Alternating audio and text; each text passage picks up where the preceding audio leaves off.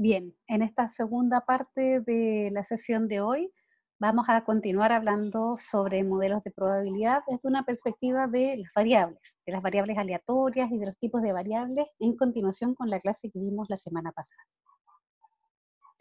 Entonces, vamos a hablar un poco sobre las funciones en las variables aleatorias. Una función, en este caso, va a asociarse siempre a un número real en cada punto del espacio muestral.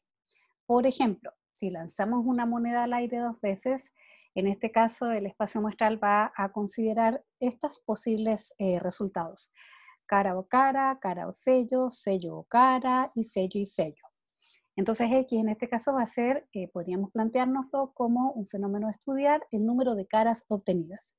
Y en este caso el resultado podría ser 0, 1 y 2, que es como entonces se va a asociar el número real a cada punto del espacio muestral. Otro experimento podría ser tratar a tres pacientes que tienen alguna patología cardiovascular con aspirina y X podría ser el fenómeno a estudiar, el número de pacientes que mueren al final de 2 años de seguimiento. Aquí vamos a hablar muchas veces sobre el éxito de un ensayo que no tiene que ver con el éxito valórico o moral, sino que con que se cumpla o no una característica que nosotros estamos estudiando. Entonces, en este caso, podríamos decir que el espacio muestral considera todas estas posibles características, posibles resultados, perdón, de este ejercicio que estamos realizando teórico y que en los resultados o el recorrido de los resultados podría ser 0, 1, 2 o 3, que son la cantidad de pacientes que teóricamente podrían morir después de 2 años de seguimiento.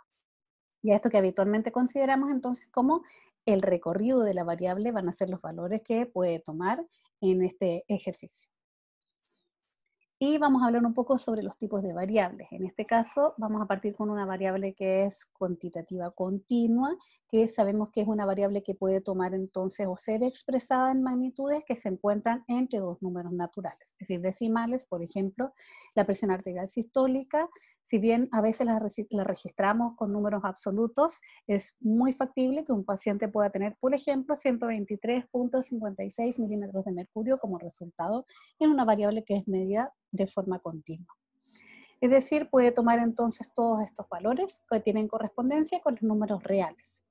Y otros ejemplos que hemos visto anteriormente, como peso, talla, edad y todo este tipo de variables que son cuantitativas continuas.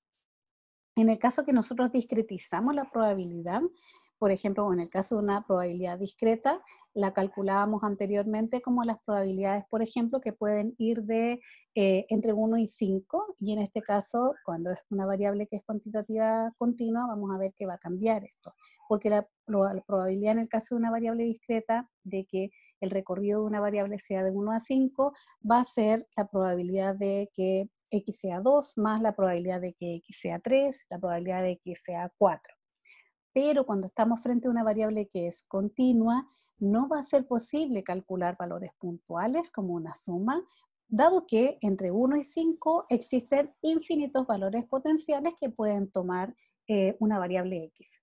Y entonces nos hace necesario, nos exige cambiar el cálculo de probabilidades cuando mi variable es continua. Cuando son categóricas, sabemos que tenemos las posibilidades de ser variable nominal, es decir, que presentan o no presentan una categoría y que no tienen un orden intrínseco entre ellas, como sexo, edad, estado civil.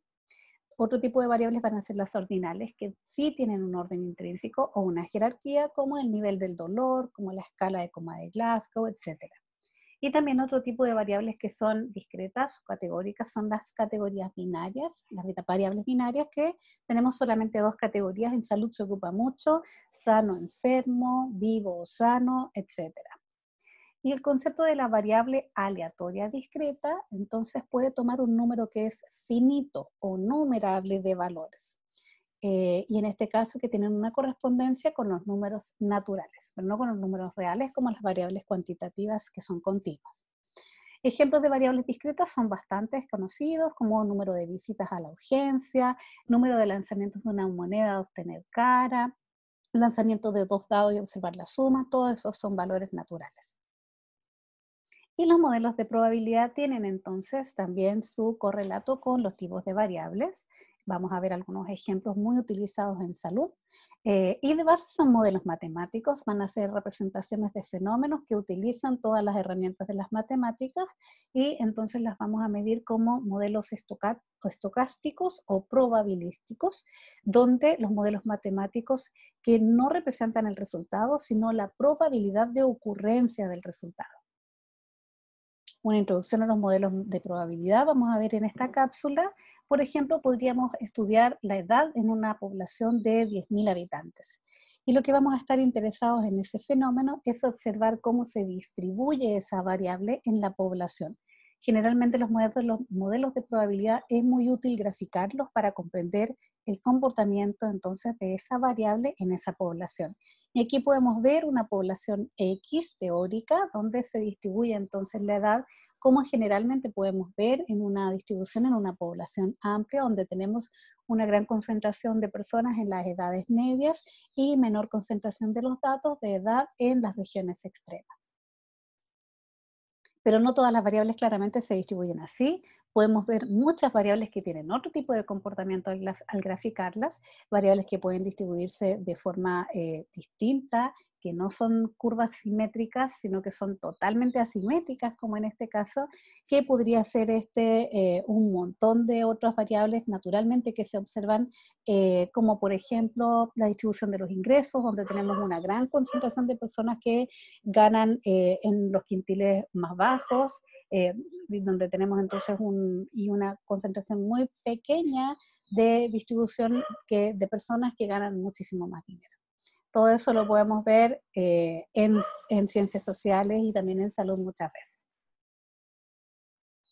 Entonces, en esta introducción de probabilidades, vamos a ver que para que una función de matemáticas que sea un modelo de probabilidad, de nuevo, el resultado que se obtiene debe ser ubicado entonces entre estos dos límites de las probabilidades, entre 0 y 1.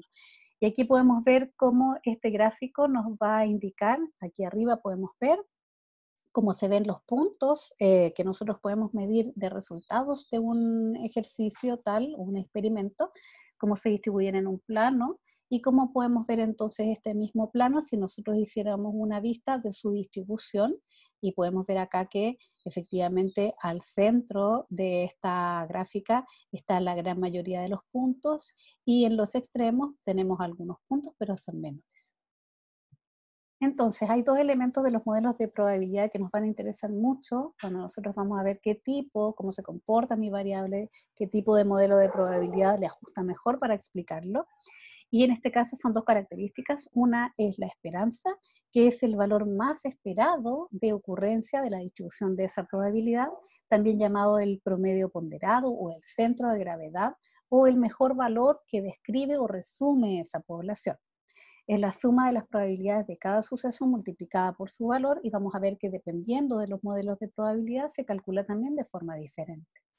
Y la varianza, que también es una de las características que nos indica muy bien cómo se distribuyen entonces esos valores en esa población o en esa distribución probabilística, y es el valor que expresa la dispersión de una distribución de probabilidad respecto a su esperanza. Otros valores o otras características que nos importa a veces calcular en los modelos de probabilidad es la función de densidad, que es la función que otorga el valor de la probabilidad puntual, pero también nos interesa mucho la función de distribución, que es la que nos indica el valor de probabilidad acumulada. Algunos modelos de probabilidad que vamos a ver en profundidad. Durante hoy, esta clase solamente vamos a esbozarlos y en clases posteriores vamos a ver en profundidad cada uno de ellos. Son los modelos de probabilidad, de nuevo, los vamos a ver entre probabilidades de variables que son discretas o variables que son continuas. En el caso de los modelos de probabilidad discreta más conocidos y utilizados en salud, está la probabilidad o el modelo de Bernoulli, el modelo de la binomial, los multinomiales, el modelo de Poisson. Y los modelos de probabilidad continua más utilizados, muchísimo vamos a hablar sobre el modelo de probabilidad de la distribución normal, de la distribución exponencial, de la chi cuadrado, la t-student, distribución de Fisher. Todos estos probablemente les suenan porque son muy utilizados en modelos probabilísticos para estudiar fenómenos en salud. Entonces, ¿qué es la función de densidad en el caso de las variables que son aleatorias discretas? Nosotros a veces podemos expresarlas en fórmulas matemáticas o en tablas. Por ejemplo, nosotros quisiéramos, por ejemplo, explicarnos la función de densidad que permite obtener la probabilidad de obtener un número 6 en el késimo lanzamiento de un dado. Y eso lo podríamos calcular con una fórmula como la podemos ver aquí a continuación. ¿Qué quiere decir esta propiedad de la función de densidad discreta?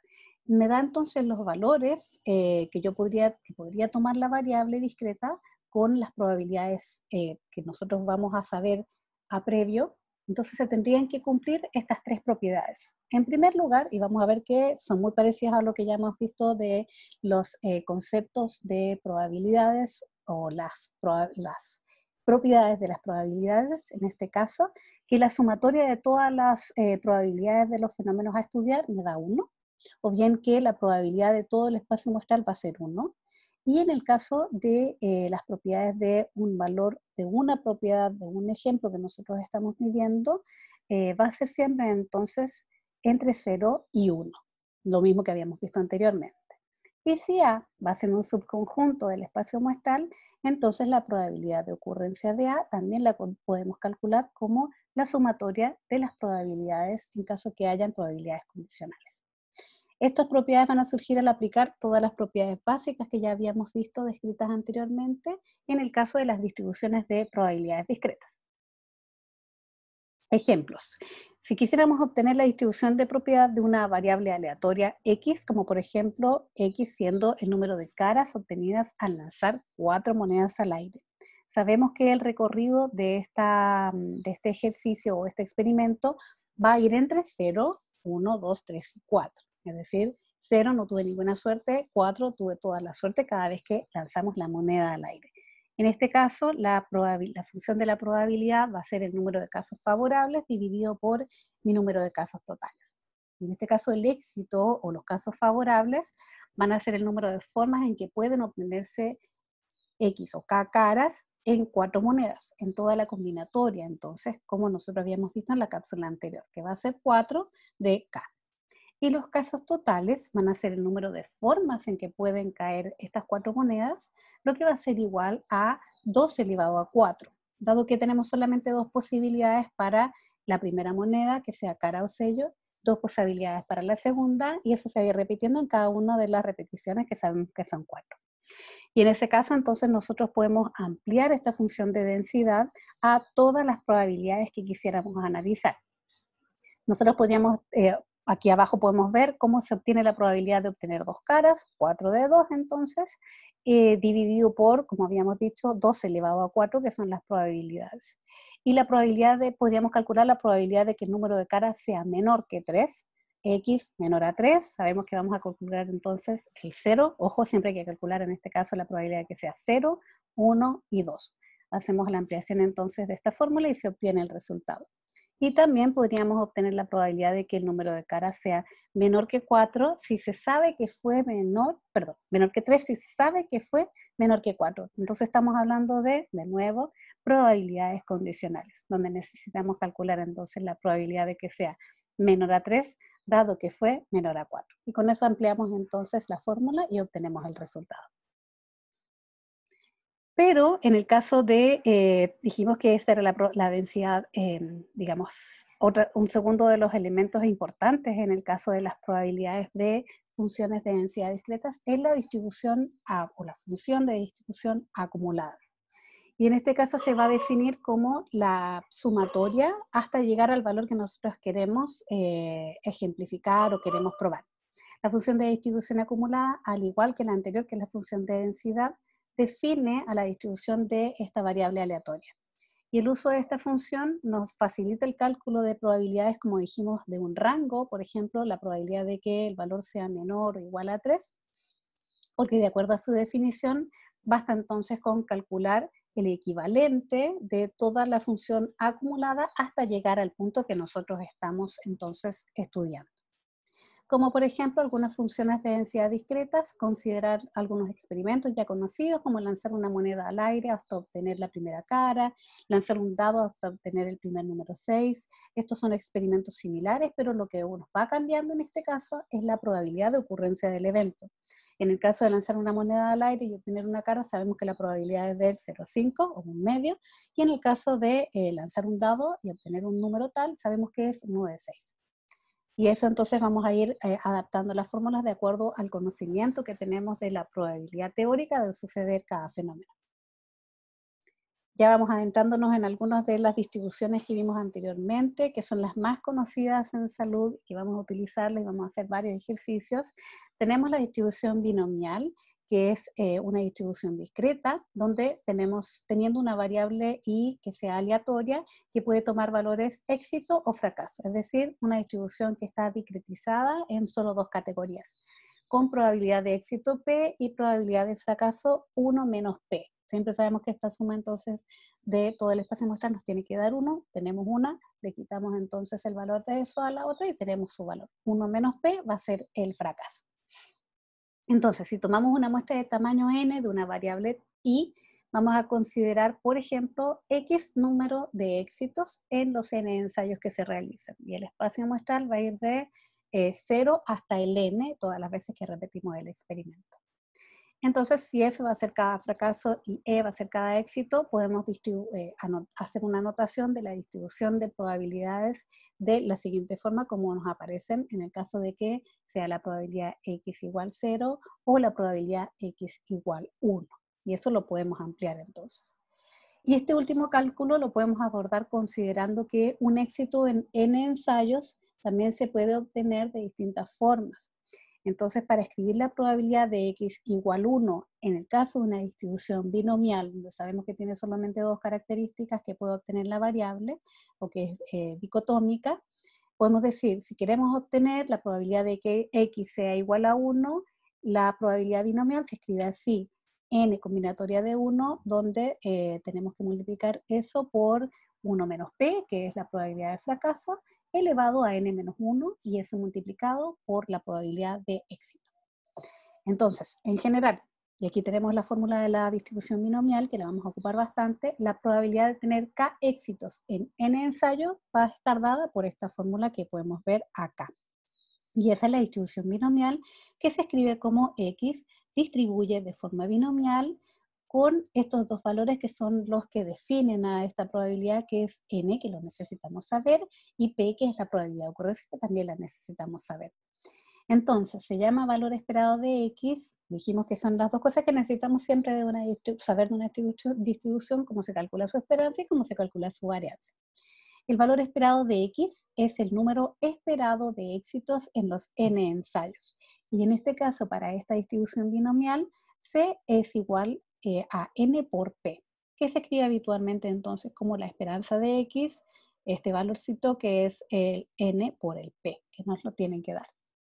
Y la varianza en este caso se va a escribir como el número de éxitos en n ensayos, que es igual a n por p por 1 menos p. Es decir, se va a escribir la varianza como el cálculo del n por su probabilidad de éxito por su probabilidad de fracaso. Con eso obtenemos y podemos definir entonces esta distribución de probabilidades discretas. Otra distribución que ocupamos mucho en salud es la llamada distribución de Poisson. Y en este caso es una variable que distribuye de forma aleatoria y que puede tomar distintos valores, pero desde el 0 hasta el n, teóricamente hasta el infinito. Entonces, diremos que X tiene una distribución de Poisson con parámetro alfa si la probabilidad de X dado K, que es el valor que nosotros queremos medir como un éxito, y está dado por esta fórmula, que la vamos a ver en profundidad en las clases posteriores, pero la quiero dejar planteada como una variable entonces de distribución discreta que nos puede ayudar a explicarnos muchos fenómenos que ocurren naturalmente cuando hablamos de ocurrencias de fenómenos como tipo tasa que ocurren. No se preocupen que lo vamos a ver en profundidad en la clase siguiente, pero quiero dejarlo planteado ya como una de las distribuciones que se utiliza bastante en fenómenos ligados a la salud. Es de utilidad cuando se quiere determinar la probabilidad cuando llamamos de fenómenos raros, después vamos a ver qué significa, o de eventos de rara ocurrencia en un gran número de ensayos de un experimento. Y ahora ya para ir terminando, quiero mencionar algunos de los conceptos relevantes cuando hablamos de las variables aleatorias continuas. Todas las funciones anteriores eran variables aleatorias discretas, pero cuando tenemos variables que son continuas, que tienen un correlato con los números que pueden tomar entonces valores decimales, por ejemplo, y en este caso tienen correspondencia con los números reales, como el peso, la talla, la hipertensión arterial, etcétera, etcétera. En este caso, anteriormente la probabilidad, como habíamos dicho, la calculábamos de esta forma, como una probabilidad donde podíamos sumar cada una de las probabilidades discretas que podía tomar. Por ejemplo, si queríamos medir la probabilidad de que una variable cualquiera tuviera probabilidad entre 1 y 5, tomábamos entonces la suma de las probabilidades de x igual a 2, x igual a 3 y x igual a 4. Pero cuando tenemos una variable que es continua, donde hay infinitos valores que se pueden tomar entre cada uno de estos rangos, necesitamos adaptar el cálculo de probabilidades, y en este caso es un poquito más complejo porque se tiene que obtener entonces la probabilidad de ocurrencia ya no de rangos que son discretos, sino que de intervalos. Todos los valores entonces que se puedan tomar entre esos dos intervalos. Y en este caso tenemos distintos tipos de distribuciones matemáticas, como la distribución normal, t-student, y otras que vamos a ver en profundidad en la clase siguiente, pero vamos a dejarlas planteadas ahora. Como ejemplo, podríamos decir de función de densidad continua, sea A un evento definido como la probabilidad que vaya del intervalo entre A y B de X.